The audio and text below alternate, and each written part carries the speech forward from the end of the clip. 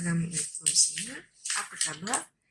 Hari ini cikgu akan teruskan video yang seterusnya iaitu topik 3.2 perluasan kuasa British di negeri Perak, Selangor, Negeri Sembilan dan Pahang. Sebagai pengenalan, cuba kamu lihat di muka surat 64 iaitu buku teks tingkatan 3. Ada perubahan yang berlaku di Eropah, terutamanya dari segi perkembangan revolusi perindustrian. Ini menyebabkan British memerlukan bahan mentah yang mencukupi untuk menjamin hasil pengeluaran industri di Eropah. Kemakmuran negeri-negeri Melayu yang kaya dengan biji timah, emas turut mendorong British untuk menguasai. Dalam topik 3.2 ini, kita akan belajar dua perkara, iaitu yang pertama adalah strategi yang digunakan oleh British untuk menguasai 4 negeri ini, dan yang kedua adalah sistem residen. Apakah strategi yang digunakan oleh British? Yang pertama, strategi yang digunakan adalah manipulasi. Okey, strategi yang kedua pula iaitu dengan cara desakan. Mendesak supaya Sultan ataupun Raja-Raja Melayu menerima perlindungan daripada British. Okey, yang ketiga, strategi menandatangani perjanjian dengan pemerintah tempatan. Dengan cara ini, mereka berjaya menguasai 4 negeri ini. Okey, baik. Mari kita tengok strategi manipulasi. Okey, yang pertama, sila lihat muka surat 64. Apakah strategi manipulasi yang digunakan di negeri Perak? Okey. Sebelum British meluaskan kuasanya di negeri Perak, terdapat sesuatu atau kekacauan yang berlaku di negeri Perak dan juga Selangor serta Negeri Sembilan. Kekacauan ini membuka peluang kepada British untuk melaksanakan strategi manipulasi. Bagaimana caranya? British menawarkan bantuan, memberi bantuan kepada pihak yang berkepentingan untuk membolehkan British meluaskan pengaruhnya di negeri Melayu tersebut. Okey, cuba lihat muka surat 64. Yang pertama, Perang Larut tahun 1861 dan sehingga 1874. Pada waktu itu, pemerintah Larut iaitu Tengku Menteri Ngah Ibrahim telah membawa ramai pelumbung-pelumbung Cina untuk memajukan pelumbungan biji timah di negeri Perak. Bila dah ramai pelumbung, berlaku pergaduhan antara dua puak, iaitu dua kumpulan. Yang pertama, kumpulan Jihin dan yang kedua, kumpulan Haisan. Okey, masing-masing cuba mempertahankan hak. Ini menyebabkan tercetusnya peperangan Larut. Disebabkan pergaduhan yang berpanjangan telah menjejaskan perdagangan biji timah di negeri-negeri Selat. Jadi golongan pelabur di negeri-negeri Selat telah meminta supaya British untuk campur tangan kerana mereka takut perdagangan biji timah mereka terjejas. Bila dia membuat permintaan ini, British diharapkan dapat melindungi pelaburan mereka dalam pelumbungan biji timah.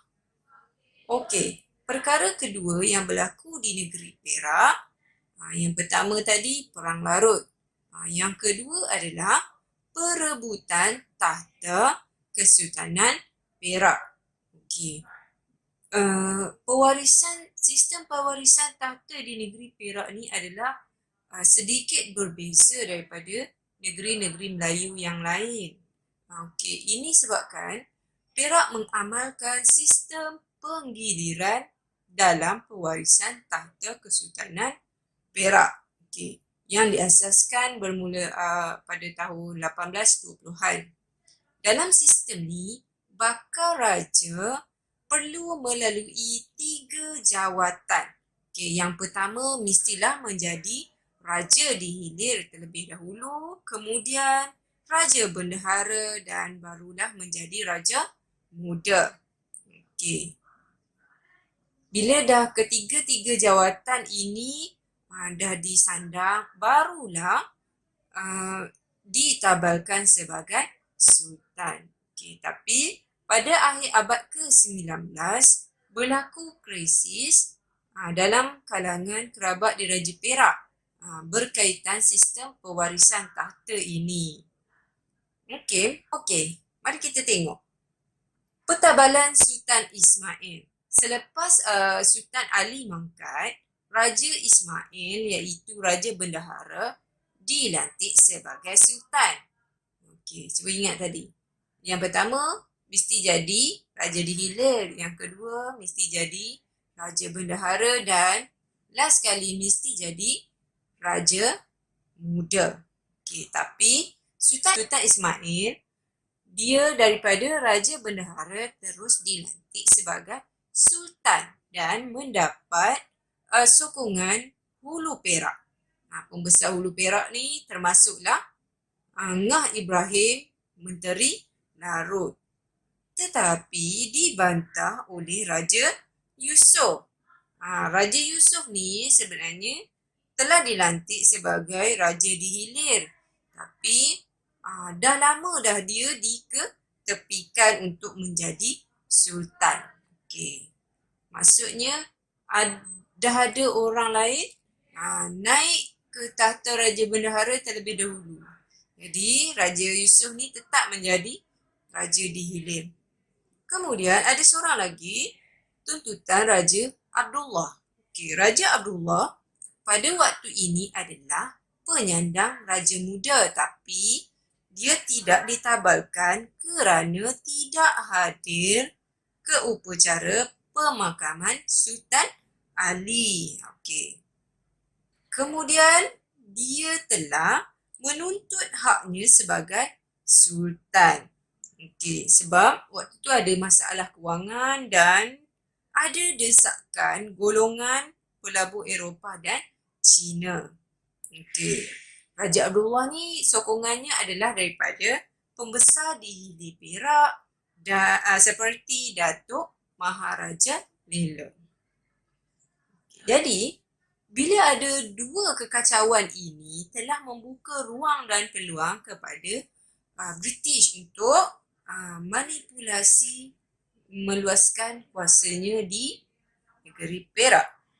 Okey, wakilnya iaitu Andrew Clark, Governor Negeri Selat ni telah menyokong Raja Abdullah untuk mengesahkan Raja Abdullah ni sebagai Sultan Perak dan berjanji untuk menamatkan persengketaan pelombong Cina di Larut demi mewujudkan keamanan di negeri Perak.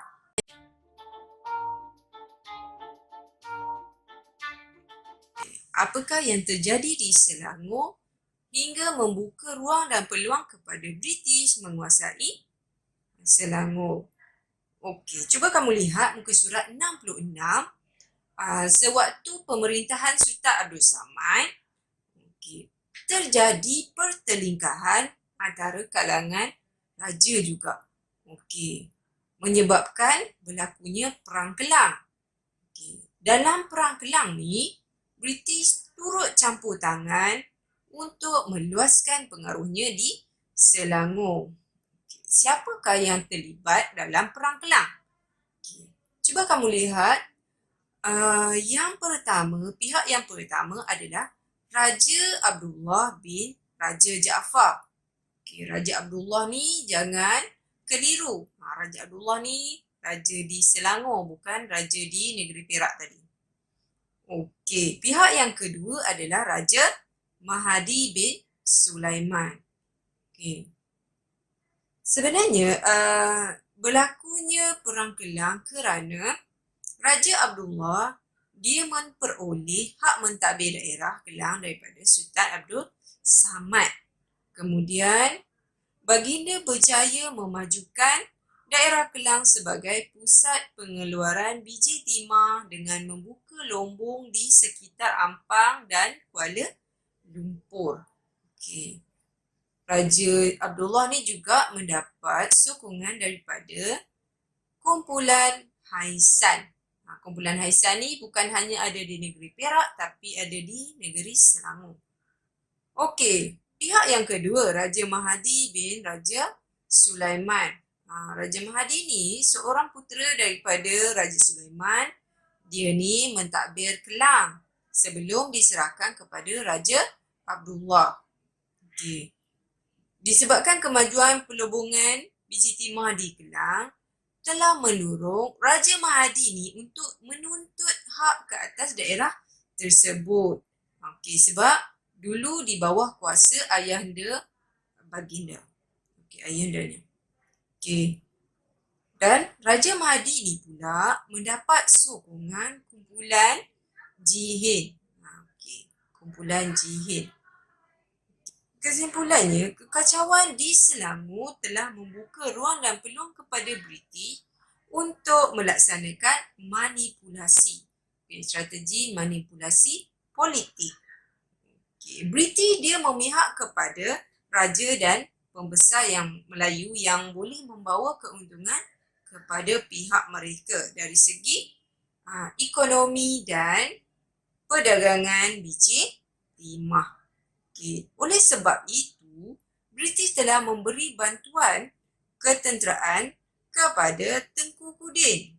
Tengku Kudin untuk menamatkan Perang Kelang. Melalui bantuan tersebut, British mengharap Sultan Selangor sedia menerima perlindungan British untuk mewujudkan kestabilan politik di Selangor. Tengku Kudin ni sebenarnya adalah wakil Sultan Selangor yang diarahkan untuk menamatkan Perang Kelang.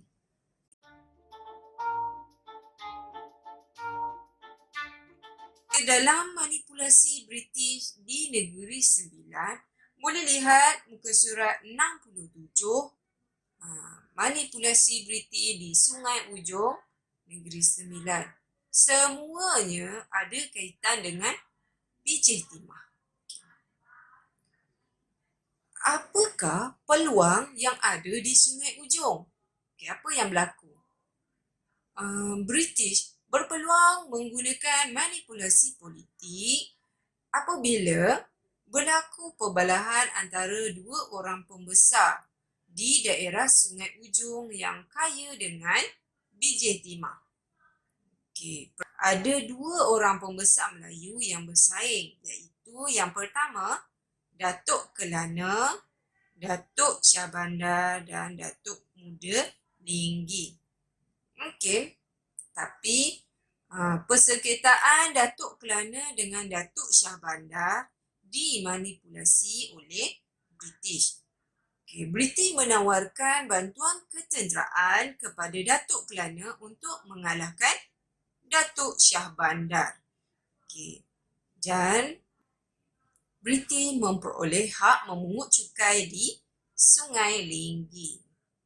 Daripada perbalahan dua pembesar di Sungai Ujong dan persaingan untuk menguasai Sungai Linggi telah menjejaskan kegiatan perdagangan di negeri-negeri Selat. Jadi, manipulasi British dalam konflik ini berjaya meletakkan Sungai Ujong sebagai satu daerah di bawah kekuasaan British.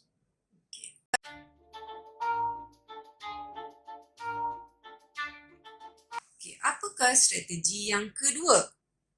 Strategi yang kedua adalah desakan dan paksaan kepada Raja Melayu untuk menerima perlindungan British.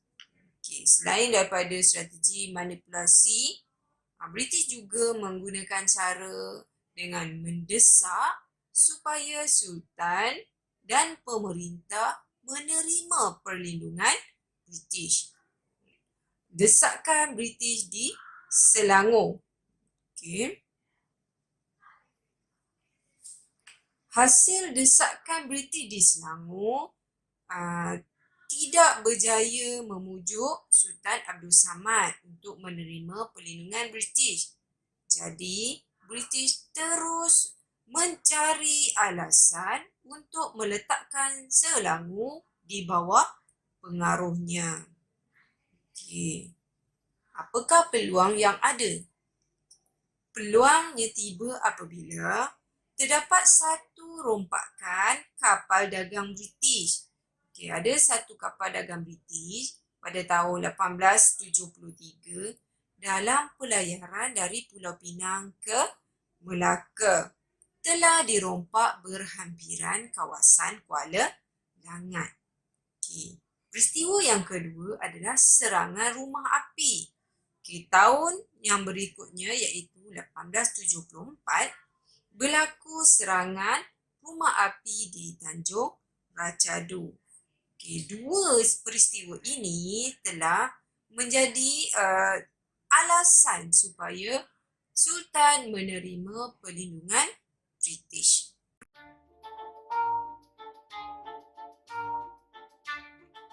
Di Pahang, sebenarnya British dia tak ada peluang untuk manipulasi dan memaksa Sultan Pahang untuk menerima perlindungan British. Namun, ada satu peristiwa yang menyebabkan British berjaya untuk memaksa Sultan. Kenapa British tidak berjaya untuk memaksa Sultan Pahang? Ini kerana Sultan amat berhati-hati dalam rundingan dengan pihak British. Pada tahun 1887, British telah mendapatkan bantuan daripada Sultan Abu Bakar dari Johor untuk memujuk Sultan Pahang menerima seorang wakil British di Pahang. Okay. Pada tahun 1888, berlaku satu peristiwa. Okay. Apabila seorang lelaki berbangsa Cina tapi dia rakyat British, namanya Goh Hui, telah ditikam di perkarangan istana. Jadi, British mendakwa Goh Hui adalah rakyat British dan Sultan diminta bertanggungjawab atas kematian rakyat tersebut. Disebabkan peristiwa ini, Sultan Pahang dipaksa menerima perlindungan British dengan alasan Sultan tidak mampu mewujudkan keadilan dan ketenteraman awam.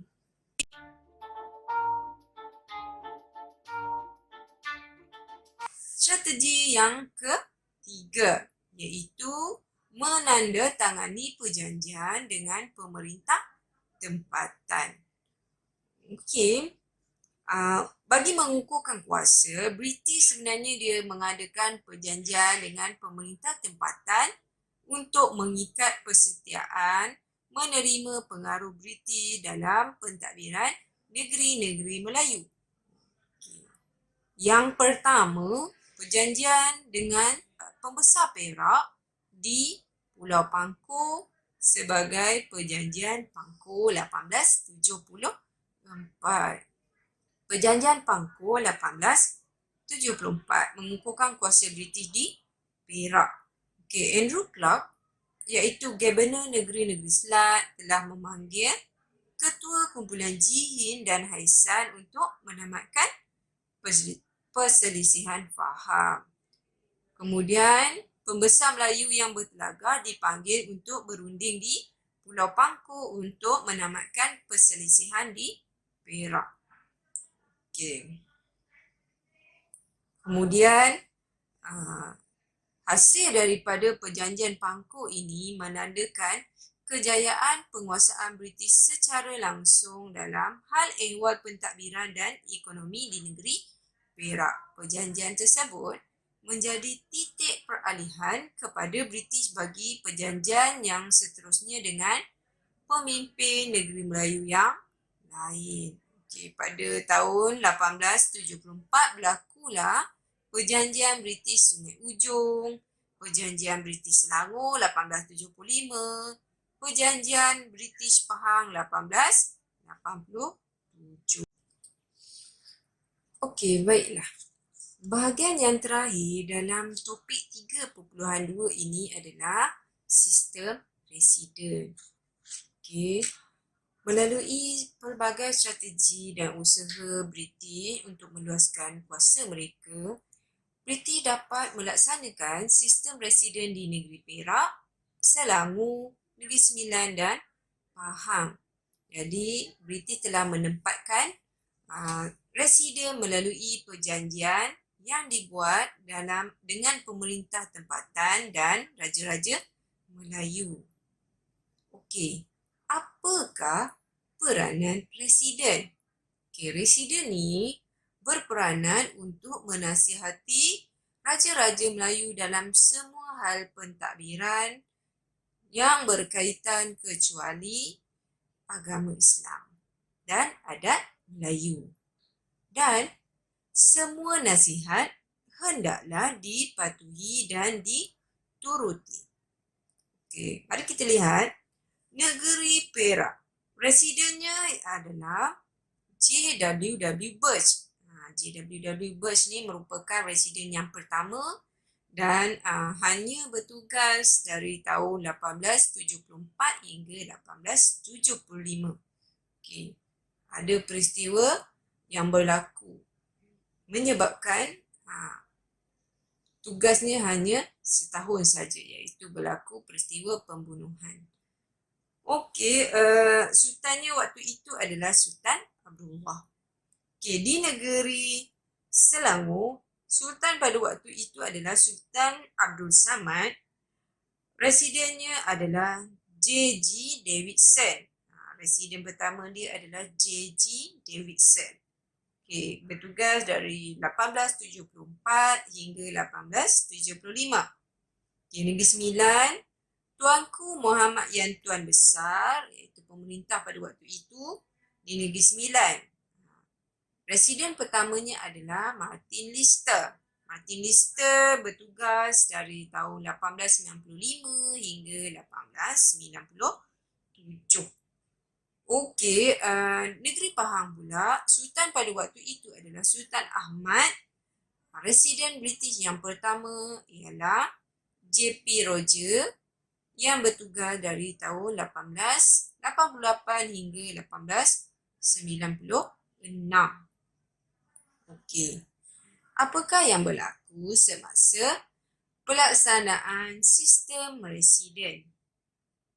Okey. Sistem residen ni memberi maksud sistem pemerintahan British secara tidak langsung di negeri Perak, Selangor, Negeri Sembilan dan Pahang. Okay, antara ciri-ciri pemerintahannya, kedudukan sultan dan pembesar negeri dikekalkan. Nasihat British mesti diterima oleh sultan dan sultan tidak lagi boleh membuat undang-undang seperti sebelumnya. Jadi, sultan dan pembesar kehilangan hak untuk mengutip cukai. Sebab residen dah mengambil alih pentadbiran pada peringkat pembesar dan negeri. Jadi, peranan pembesar ni semua digantikan dengan pegawai British. Okay. Hasil daripada sistem pentadbiran ini, jabatan-jabatan dan sistem bercorak barat digunakan bagi menggantikan sistem pentadbiran tradisional. Okay, contohnya ada Jabatan Cukai, Jabatan Kehakiman, Jabatan Polis, Majlis Mesyuarat Negeri, Jabatan Tanah dan Ukur. Yang ni kamu boleh lihat di muka surat 73. Okey, selesai. Okay, dalam topik ini ada dua perkara yang kita belajar, iaitu yang pertama, bagaimana cara British meluaskan kuasanya. Bagaimana cara British meluaskan kuasanya melalui 3 cara, iaitu yang pertama, manipulasi, yang kedua, desakan, dan yang ketiga, tanda tangan perjanjian. Okey, bahagian yang kedua yang kita belajar dalam topik 3.2 ini adalah sistem residen. Ada 4 residen yang dihantar untuk bertugas di negeri-negeri Melayu. Okey, yang pertama di negeri Perak adalah JWW Birch. Yang kedua di negeri Selangor adalah JG Davidson. Yang ketiga di negeri Sembilan adalah Martin Lister, dan yang keempat di negeri Pahang ialah JP Roger. Okey.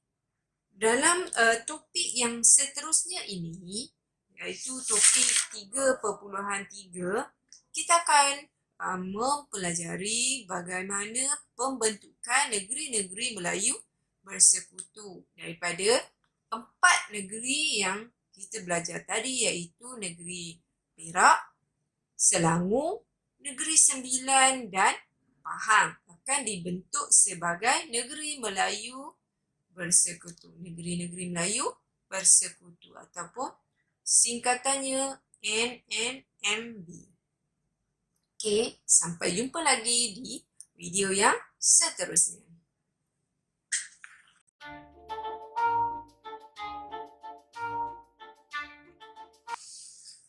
Okey, baiklah. Bahagian yang terakhir dalam topik 3.2 ini adalah sistem residen. Okey. Melalui pelbagai strategi dan usaha British untuk meluaskan kuasa mereka, British dapat melaksanakan sistem residen di negeri Perak, Selangor, Negeri Sembilan dan Pahang. Jadi, British telah menempatkan residen melalui perjanjian yang dibuat dengan pemerintah tempatan dan raja-raja Melayu. Okey, apakah peranan residen? Okey, residen ni berperanan untuk menasihati raja-raja Melayu dalam semua hal pentadbiran yang berkaitan kecuali agama Islam dan adat Melayu. Dan semua nasihat hendaklah dipatuhi dan dituruti. Okey, mari kita lihat negeri Perak. Residennya adalah JWW Birch. JWW Birch ni merupakan residen yang pertama dan hanya bertugas dari tahun 1874 hingga 1875. Okey, di negeri Selangor, residennya adalah JG Davidson. Okay, bertugas dari 1874 hingga 1875. Okay, Negeri Sembilan, residen pertamanya adalah Martin Lister. Tugas dari tahun 1895 hingga 1897. Negeri Pahang pula, residen British yang pertama ialah JP Roger yang bertugas dari tahun 1888 hingga 1896. Okey. Apakah yang berlaku semasa pelaksanaan sistem residen? Okey. Sistem residen ni memberi maksud sistem pemerintahan British secara tidak langsung di negeri Perak, Selangor, Negeri Sembilan dan Pahang.